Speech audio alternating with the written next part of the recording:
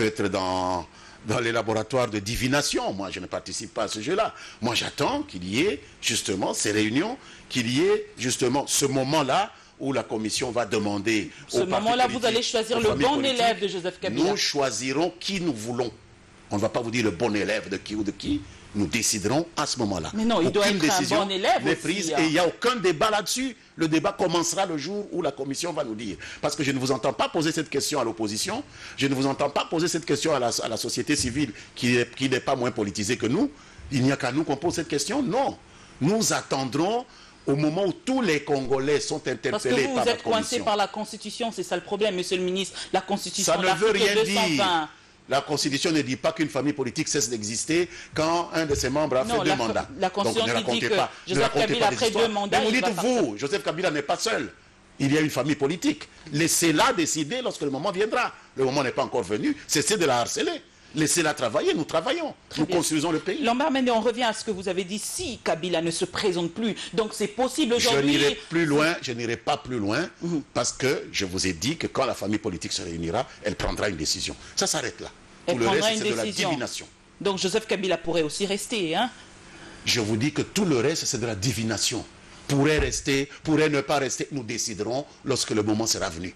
Vous ne me ferez pas dire autre chose. Le calendrier électoral a été publié, un calendrier global qui a été sollicité par plusieurs personnes d'ailleurs. Finalement, la CENI a pu publier ce calendrier. Avant de parler d'abord de la démarche de l'opposition, je voudrais d'abord parler de ce calendrier qui a présenter les contraintes, c'est-à-dire budgétaires, parlementaires et techniques. Lombard Mende, aujourd'hui, si ce calendrier ne rencontre pas ces différentes contraintes-là, les élections seront organisées telles que déterminées par le calendrier.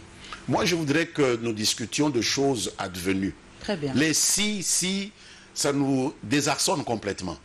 Si. Si demain on tuait tous les candidats de l'opposition, qu'est-ce qui va se passer? Si demain on tuait tous les candidats éventuels de la majorité, Non, ça c'est vraiment du roman.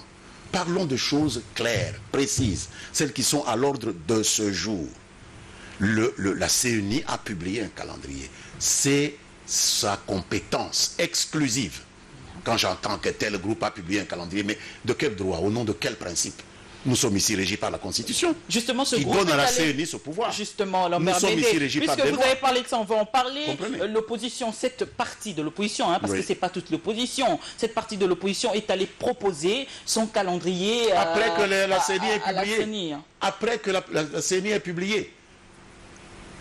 La CENI qui est composée de la majorité de l'opposition, celle-là même qui part, et de la société civile. Mais de qui se moque-t-on? Une démarche perdue d'avance. Non, mais écoutez, dans la CENI, il y a la majorité, il y a l'opposition, il y a la société civile. C'est-à-dire, c'est un cadre qu'on a voulu représentatif de tous les courants qui sont en place dans le pays pour créer le consensus dans la recherche de ces solutions, mais de manière indépendante. Alors, ils ont trouvé un consensus. Et maintenant, des gens qui les ont délégués veulent se substituer à eux en violant la Constitution. Ce sont les mêmes qui crient qu'on ne peut pas toucher à la Constitution. Et c'est la Constitution qui dit que la Commission est indépendante. Et aller maintenant au-dessus du calendrier de la Commission, présenter le calendrier d'un groupe politique, n'est-ce pas violer l'indépendance de la Commission? Est-ce qu'on peut accepter cela? Je ne pense pas qu'un Congolais normal pourrait accepter cela. Ça, c'est jouer avec la Constitution. Mais justement, comment considérer ces gens? Ils le savent, Lombard Mende. Ils savent ce que vous êtes en train de dire, qu'il y a leurs représentants là-bas, mais ils font quand même cette démarche. Aujourd'hui, c'est à la CENI de décider. Mais c'est à vous à juger de quel qualificatif donner à des gens qui, sachant qu'il y a une réalité, agissent comme si le jour était devenu la nuit et vice-versa. Ou la commission est indépendante, comme eux et nous l'avons voulu, ou elle n'est pas indépendante. Justement, et alors, ça veut dire quoi? Oui. Ça veut dire que nous rentrons dans les schémas qu'ils prétendent refuser. Nous faisons une révision de la Constitution, nous vidons la Commission de son indépendance et nous donnons à la classe politique le pouvoir d'aller se mêler des affaires de la Commission. Mais ils disent qu'il ne faut pas faire des révisions. Alors, qu'est-ce qu'on va faire? Il faut simplement considérer qu'ils sont allés plus loin qu'ils n'auraient dû aller. Puisqu'ils devaient donner des idées à la Commission. La Commission a ouvert des concertations. Eux-mêmes sont représentés à la Commission. Et j'apprends qu'il y a des élections plus importantes, moins importantes. On va en parler, Lombard Mende, mais en dépit de cela, la Commission électorale nationale indépendante a réceptionné quand même leur requête. Mais comment? Si un citoyen vient avec une requête, pourquoi est-ce qu'on ne peut pas réceptionner? C'est le devoir de la commission de recevoir chaque citoyen dans le cadre de la concertation. Quand même, c'est-à-dire revoir son calendrier, puisque c'est un calendrier. Mais je ne suis pas de la commission, madame, vous leur demanderez. Puisqu'ils ont dit qu'ils vont se réunir, ils donneront la réponse. Moi, je parle du point de vue de la logique. Ce n'est pas normal que vous déléguiez des gens et qu'ils prennent des décisions et que vous venez maintenant dire que ces décisions ne nous satisfont pas, alors nous allons les prendre à votre place. Alors que dans la délégation, vous avez dit qu'ils vont se prononcer de manière indépendante.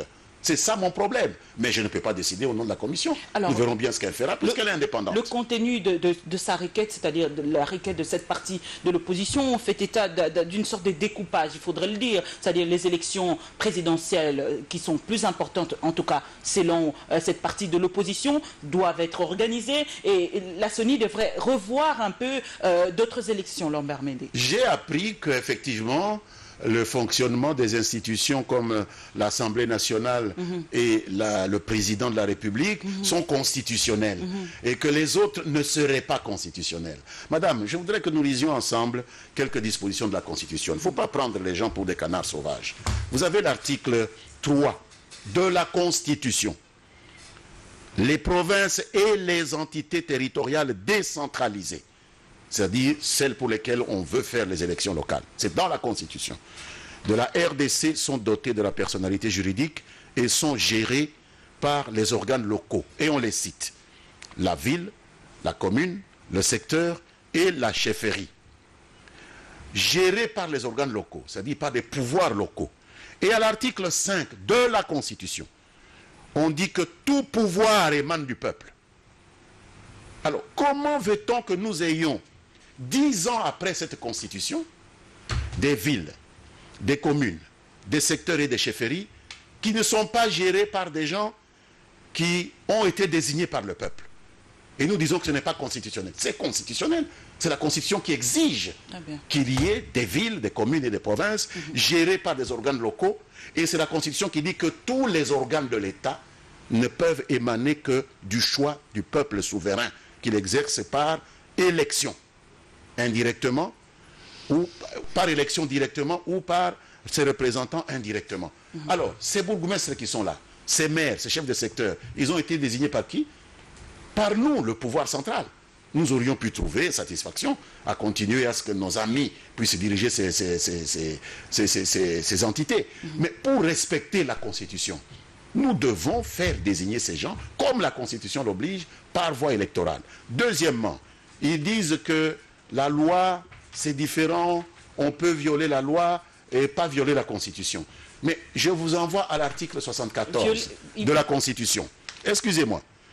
Lorsque le président de la République a prêté serment, voici le verbatim du serment. Moi, Joseph Kabila, élu président de la République, je jure solennellement, et la première phrase du serment du président, d'observer et de défendre la Constitution et les lois de la République. On n'a pas dit la Constitution, mais pas les lois. Non, la Constitution et les lois.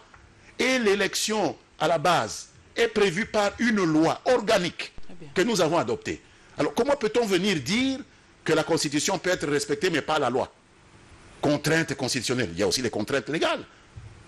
Et au moins les contraintes constitutionnelles, nous les avons déjà satisfaites à 2 reprises. On a eu 2 fois l'élection du président. On a eu 2 fois l'élection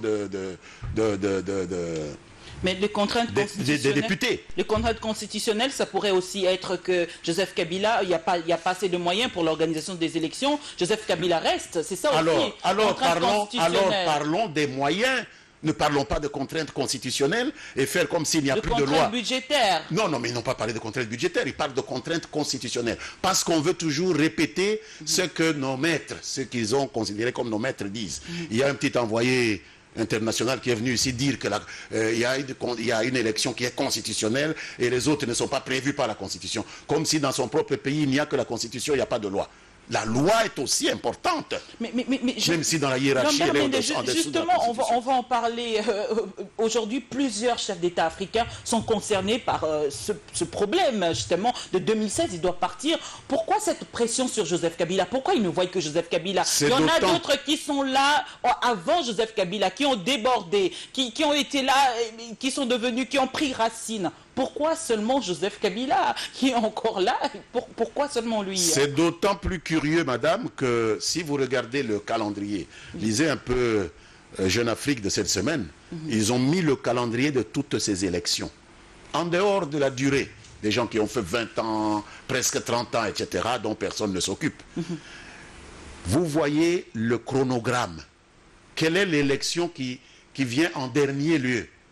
Il y en a qui feront des élections en 2015, on n'en parle pas, qui sont dans ce cas. Il y en a qui feront tout le long de 2016, on n'en parle pas. La RDC est dernière. Nous sommes les derniers, parce que nous sommes prévus pour décembre. Mais tout le monde en parle. Pourquoi? Parce que les gens jetaient leur dévolu sur notre pays. Parce que c'est ici qu'ils ont trouvé des hommes suffisamment faibles, suffisamment mous, pour pouvoir leur servir de tremplin, pour réoccuper notre pays, pour recoloniser le pays, pour profiter de ses richesses. C'est ça le piège, c'est ça le problème. Ce n'est pas un problème de débat entre nous, c'est un problème de notre souveraineté, de notre contrôle sur nos richesses que les gens veulent revenir prendre. Il y en a qui ont entamé une phase de décadence. Ceux qui viennent nous insulter là, ils sont en phase de décadence, avec des taux de croissance qui ne dépassent même plus 1,5%, 2%, et qui lorgnent vers nos pays, mais ils ont besoin de dirigeants accommodants. Et Joseph Kabila, c'est un nationaliste qui gêne. Ils ont cru qu'ils pouvaient. Mais justement, il y a une opinion qui dit que lorsque vous voulez garder votre souveraineté, il faudrait vous prendre en charge aussi. Il ne faudrait pas demander de l'aide extérieure. Qu'est-ce que nous faisons, madame? Moi, je viens de Goma. Vous-même, vous l'avez reconnu ici. Nous ne nous prenons pas en charge. Nous nous prenons en charge. C'est pourquoi nous allons de victoire en victoire sur le terrain de la sécurité. Nous nous prenons en charge. C'est pourquoi nous prenons des initiatives comme Bukangalonzo. Nous nous prenons en charge. C'est pourquoi nous avons lancé la politique de renouvellement des infrastructures. Ce n'est pas eux qui nous ont dicté cela. La plupart de ces initiatives ne sont pas financées par eux. Justement, aujourd'hui, on a sémé dans la tête du Congolais que c'est certains Congolais. Certains Congolais, merci pas Monsieur moi, le ministre. De certains Congolais que c'est la communauté internationale qui décide justement sur le sort du peuple congolais.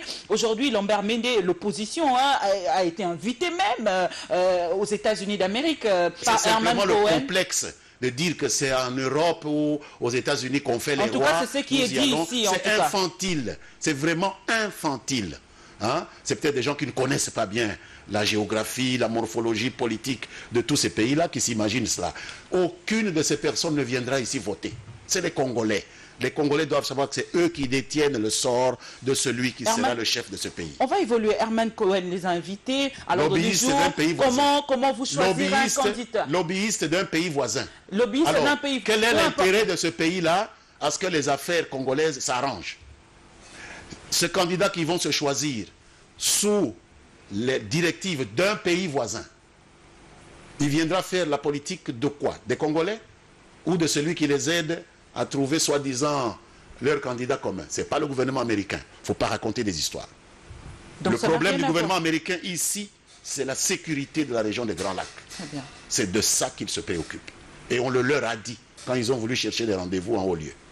Alors, justement, aujourd'hui, l'UDPS se prononce pour dire qu'il sollicite un dialogue. Lambert Mende, 40 personnes, 20 personnes du côté de Joseph Kabila, 20 personnes du côté de l'UDPS. À l'ordre du jour, contentieux électoral ou électoraux, Lambert Mende. Tout d'abord, le dialogue n'est pas une mauvaise chose. Je pense que c'est la façon que Cela pourrait vous mener à une transition. Nous utilisons, excusez-moi, c'est la façon que nous utilisons pour gérer nos problèmes. Souvenez-vous, il y a eu un débat ici sur le fameux contentieux électoral. Il y a eu des solutions à deux niveaux. Il y a eu une solution judiciaire. C'est pourquoi je me demande pourquoi on ramène encore ça, alors que la justice est déjà prononcée. Il y a eu une solution politique au niveau des institutions. C'est pour cela que nous avons écrit la nouvelle loi sur la CENI. C'est pour cela que l'ancienne commission a été démissionnée et que nous avions une nouvelle commission dans laquelle même l'UDPS a désigné un représentant. Donc, je ne comprends pas très bien pourquoi ce point reviendrait à l'ordre du jour. Donc, oui pour le dialogue, mais l'ordre du jour, on doit encore affiner.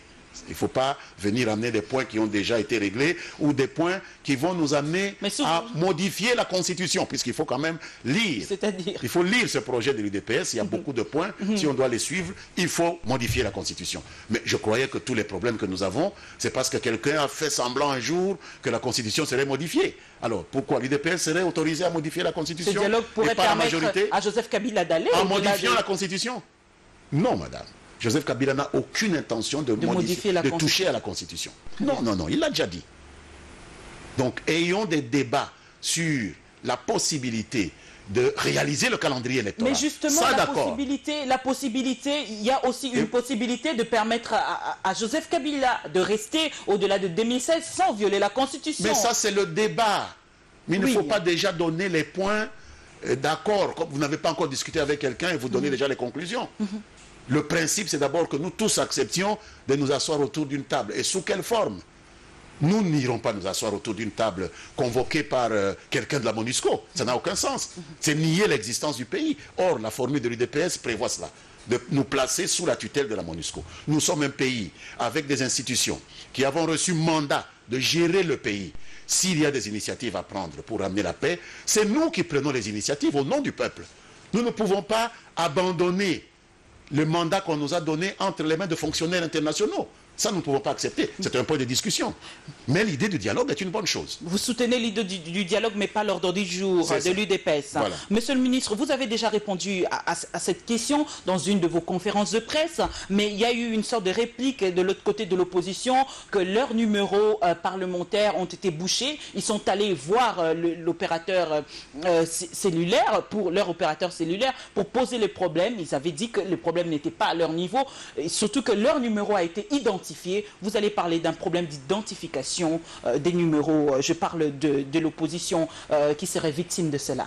Bon, cette histoire est pleine de ramifications. Tantôt, on nous parle d'une plainte contre le gouvernement, tantôt d'une plainte contre les services de sécurité du gouvernement. Tantôt, moi, ce que j'ai lu, c'est une plainte contre X. Je pense que c'était ça. C'était une plainte contre X. Oui. Et c'est beaucoup plus logique. Vous avez votre téléphone et puis un beau matin, il est bouché. Mais vous ne pouvez pas accuser comme ça les gens à tort et à travers. Il faut quand même aller, c'est le tribunal qui peut, après une enquête, dire c'est tel qui est responsable, on le punit, tel n'est pas responsable. Bon, est-ce que ces téléphones ont été enregistrés? Je ne sais pas. Il n'y a que le juge qui peut dire s'ils étaient enregistrés. Est-ce que nous avons déjà commencé à boucher les lignes non enregistrées? Non, ça au moins je peux vous le dire. Nous n'avons pas encore enregistré, commencer à boucher les téléphones non enregistrés. Nous nous sommes limités maintenant à porter à l'attention des opérateurs que dans un délai qui va leur être déterminé par le ministre du secteur, le PTNTIC, nous allons leur exiger, à défaut de le faire, ils paieront des amendes, de boucher les téléphones des gens qui ne sont pas enregistrés. C'est tout. Les seuls bouchages possibles maintenant, nous allons dans le domaine des éventualités. C'est des gens qui ont commis des infractions au moyen du téléphone. Vous avez menacé quelqu'un, vous avez menacé quelqu'un, vous avez incité des gens à tuer d'autres, etc. Hier à Paris, on a condamné même un journal à 3 000 € d'amende parce qu'il a incité à la haine contre les Roms. Vous savez, ces Européens-là du centre qui déambulent en Europe, qui font la mendicité. Donc ce n'est pas ici qu'on va inventer la roue. Si un téléphone a servi à commettre une infraction, la justice peut le faire fermer. Mais il faut que vous prouviez que ce n'est pas dans le cadre d'une infraction et ce n'est pas dans les chaînes de télévision. Il faut aller en justice et articuler. Et quand vous déposez plainte contre X, ce n'est pas une plainte contre le gouvernement. Plainte contre X, ce n'est pas une plainte contre les services. Il faut être sincère. Lambert Mende, on va conclure en perspective. Comment voyez-vous la République démocratique du Congo après 2016 ou sans Joseph Kabila? Mais écoutez, le Congo a existé avant Joseph Kabila. Il n'est venu au monde qu'en 1971. Moi, j'avais déjà entamé mes études, j'entamais mes études supérieures à ce moment-là. Donc il y a eu un avant, il y aura un après. À un moment donné, n'importe qui peut disparaître. Mahomet est mort, hein, l'islam a continué. Jésus est mort, le christianisme a continué.